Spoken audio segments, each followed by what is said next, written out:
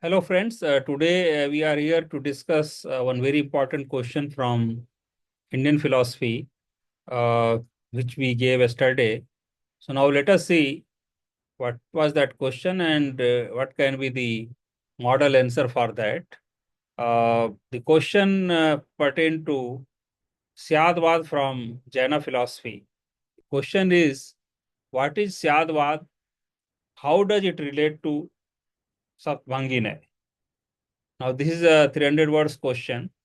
So first we have to describe what is Syadvad, second, how it is related to Saptavangina, and thirdly, we have to critically evaluate the whole concept in about 30 to 40% word limit, and then finally conclude it. I just want to suggest you, whenever a question like this comes, then also we have to critically evaluate the question.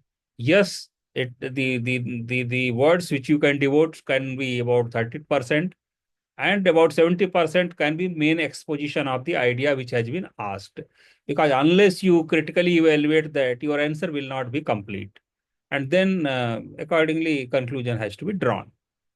So we'll do like that only. Now, since last few questions and this question also, I keep on telling that I am suggesting engaging start and end. Here also the same thing is there. This you can definitely use in actual exam, as well as your before that your answer writing practice also. So here also we are doing the same thing. So now let us start. Now, is reality ever one-sided? For Jain philosophers, the word registers simplistic levels. To articulate its complexity, they developed Syadvad, the doctrine of conditional predication, which states that any judgment about reality is true only from a specific standpoint. So this is basically, in brief, a Syadvad, introduction of Syadvad, as you can say. Now, emerging from the broader metaphysical framework of Anekantvad. Now, this Syadvad emerges from their metaphysical framework of Anekant. Actually, Syadvad is basically epistemology of Jain, and Anekantvad is metaphysics, and both are interrelated, because once uh, reality is having many sides, then knowing many sides is impossible. So anybody knows only one side of that. So accordingly, both are related.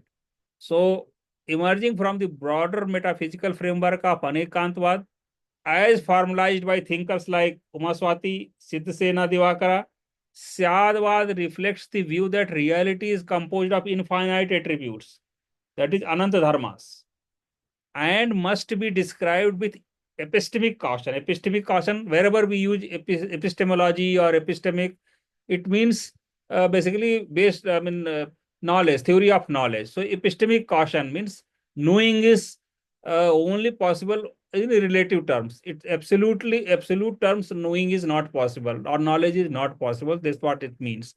So must be described with epistemic caution. Now, to express this, that is to express the relative expression of knowledge, or to express Syadvad, or to express uh, conditional predication, Jaina logicians devised Saptavangina. So basically, Saptavangina is a vehicle for Syadvad. That's what, in that way, that sense, we should understand. So Saptavangina, that is sevenfold scheme of qualified assertions. So they devised to express Syadvad. So this is what basically second part of the answer we are initiating now. Now we will say what are those seven. So this you have to remember, and this you have to write. These are Sanskrit words along with uh, English translation. Syad asti, syad nasti, syad asti, syad nasti, syad avaktabya, syad asti cha nast avaktabya cha, syad nasti, syad avaktabya, syad asti nasti avaktabya. So basically, these are seven combinations of uh, syad asti, syad nasti. So that is there. Now, this structure captures the relativity complexity, and contextuality of truth. So this is again very important sentence. This structure, that is 7 statements, Saptavangina, captures the relativity, complexity, and contextuality of the truth, avoiding dogmatic absolutism, that is Ekantvad. Ekantvad is basically absolutism. So Saptavangina is basically expresses in relative terms, and also shows that since the reality is complex, so therefore the partial truth which we are going to describe is through Saptavangina, and this also explains that truth is contextual. So this is what is going, basically described by Saptavangina. Now, again, Jaina philosophers like Samantvatra, Akalanka, and Mallisena emphasized Syadvad is an application of intellectual ahimsa, that is non-violence in thought. So this is basically what is Syadvad and how it is related to Saptavangina. Now let us critically evaluate this whole concept.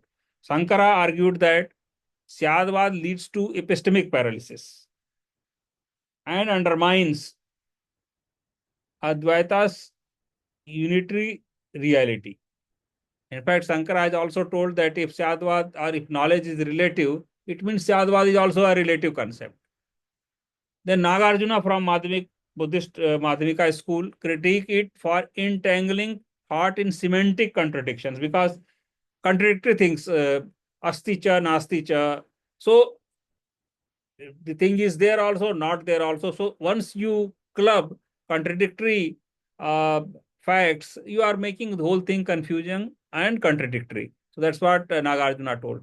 Others argue that over qualification may lead to relativism and logical incoherence. This is also again another criticism. But defenders, Jaina philosophers, they defend it and maintain it promotes dialogical reasoning and philosophical humility. So obviously Jaina philosophy is intellectual ahimsa and philosophical humility. There is absolutely no doubt about that. Then accordingly, conclusion, if we see, Syadvad through Saptavangina transforms truth into dialogue, not dogma. It remains a profound attempt to express reality without violence, intellectually, ethically, and metaphysically. So this is again use of philosophical terms and a quite attractive and engaging conclusion. So this we should remember. I keep on telling again and again to all the students, please maintain a notebook, either physical or digital, in which you have to write uh, important philosophical terms and phrases, understand their meaning, and as when required while writing answers, you have to use them, because that only will make your answer good and impressive. And but again, I'm telling you, you have to use only relevant terms. Unnecessary, uh, uh, not required terms, you cannot use unnecessarily. So that also you should keep in mind. So now this concludes the model answer for this Anekantvad, Syadvad question. Now we'll go to question which we'll answer tomorrow. This is question from Philosophy of Religion. What are criticisms of the cosmological argument? How do Kant and Hume challenge it? So basically, many questions in philosophy of religion come like this, because some part of Western philosophy or Indian philosophy is also linked to that. So this is one such question. What are the criticisms of the cosmological argument for existence of God, obviously? How do Kant and Hume challenge it? So this question we are going to discuss uh, tomorrow, and we'll also give model answer tomorrow. So thanks a lot for watching today's video. We'll meet again tomorrow for discussion of this philosophy of religion question. Thank you one and all.